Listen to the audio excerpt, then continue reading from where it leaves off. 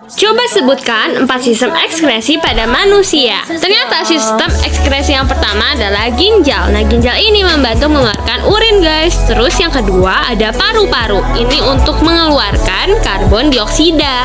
Yang ketiga ada hati. Hati ini berfungsi untuk mengeluarkan cairan empedu. Sedangkan kalau kulit itu berfungsi untuk mengeluarkan keringat. Tahukah teman-teman, hati merupakan organ bagian dalam manusia yang berukuran paling besar. Beratnya sekitar 1,5 kg atau sekitar 3-5% dari berat badan kita. Hati berada di sebelah kanan abdomen dan di bawah bagian tulang rusuk. Hati dalam tubuh kita terdiri dari 2 lobus utama, yaitu lobus kiri dan kanan. Kemudian ada kantong empedu pada bagian bawah lobus yang terhubung dengan saluran empedu. Setiap lobus terdiri atas banyak lobulus. Lobulus merupakan unsur terkecil yang menyusun hati. Hati memiliki beberapa fungsi, diantaranya untuk menyimpan energi dalam bentuk glikogen, menyimpan persediaan vitamin A, B, D, E, dan K, menghasilkan zat kimia yang diperlukan tubuh seperti albumin, globulin, fibrinogen, dan protrombin, membersihkan zat-zat racun dari aliran darah, dan mengekskresikan cairan empedu. Sebagai organ ekskresi, hati mampu memproduksi cairan empedu secara terus-menerus. Cairan empedu berasal dari penghancuran hemoglobin yang sudah tua. Hemoglobin ini akan diuraikan menjadi hemin, zat besi, dan globin. Zat besi dan globin akan disimpan di dalam hati lalu dikirim ke sumsum tulang merah. Sementara itu, hemin akan dirombak menjadi bilirubin dan biliverdin. Bilirubin dan biliverdin ini merupakan zat warna bagi empedu dan mengandung warna hijau biru.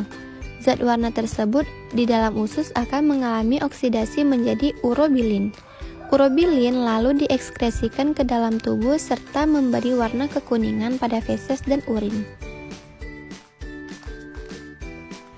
Nah teman-teman, setiap harinya hati mampu mengekskresikan cairan empedu sebanyak 800-1000 ml. Cairan empedu mengandung air, asam empedu, garam empedu, kolesterol, fosfolipid atau lisitin, zat warna empedu atau pigmen bilirubin dan biliverdin, serta beberapa ion. Cairan empedu berguna untuk mencerna dan mengemulsikan lemak dalam usus, mengaktifkan lipase, mengubah zat yang tidak larut menjadi zat yang larut dalam air, dan membentuk urea dan amonia. Begitulah cara hati bekerja. Kulit merupakan lapisan terluar yang membungkus seluruh permukaan tubuh manusia. Sebagian besar kulit ditumbuhi oleh rambut. Kulit pada tubuh kita terdiri dari bagian permukaan dan beberapa lapisan. Pada bagian permukaan kulit terdapat rambut, keringat, dan pori-pori. Lapisan penyusun kulit terdiri dari lapisan kulit ari atau epidermis. Lapisan kulit jangat atau dermis terdapat kelenjar minyak, kelenjar keringat, akar rambut, pembuluh darah, dan saraf. Kemudian, lapisan hipodermis terdapat jaringan lemak sebagai cadangan makanan dan pengatur suhu tubuh. Nah, teman-teman, berikut ini catatan struktur penyusun kulit.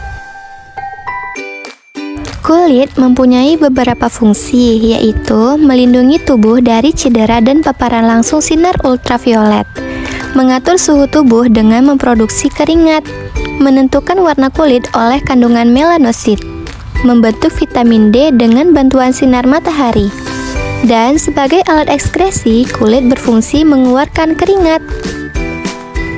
Dalam menghasilkan keringat, aktivitas kelenjar keringat dipengaruhi oleh suhu tubuh dan sistem saraf pusat atau hipotalamus, sehingga jumlah keringat yang dihasilkan tidak sama agar suhu tubuh tetap.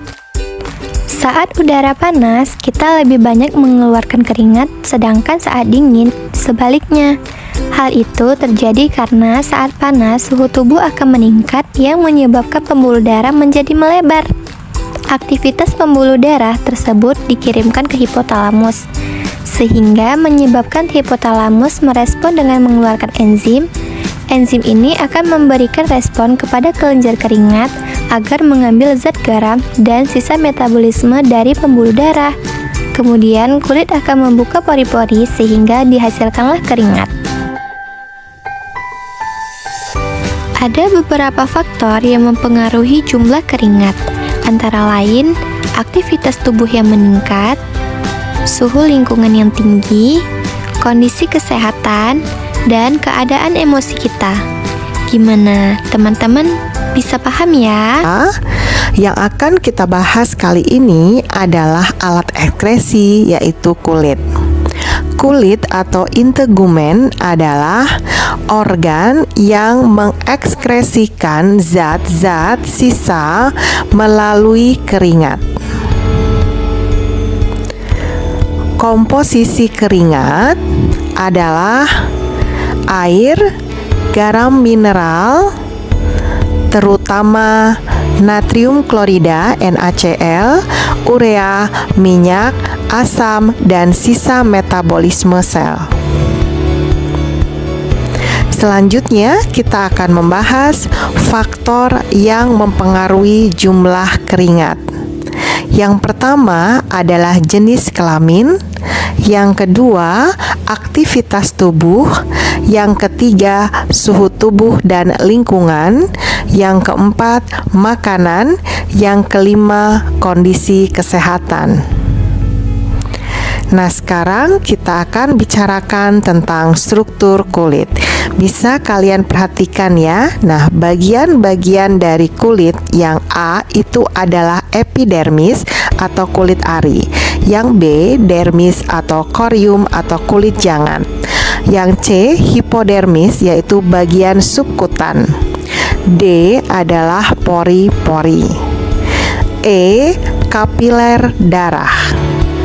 F, kelenjar keringat atau glandula subdoviria.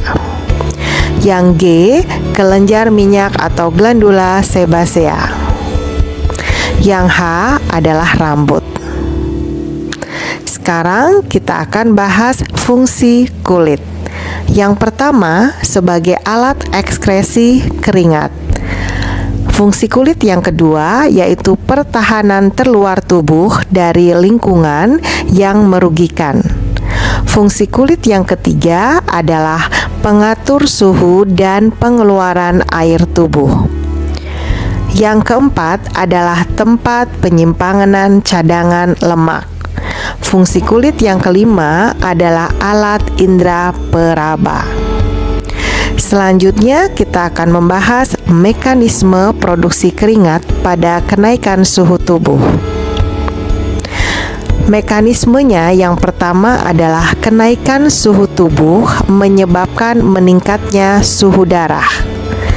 Mekanisme yang kedua, tubuh menormalkan suhu tubuh dengan cara vasodilatasi atau pelebaran kapiler darah di sekitar kulit sebagai tempat pengeluaran panas.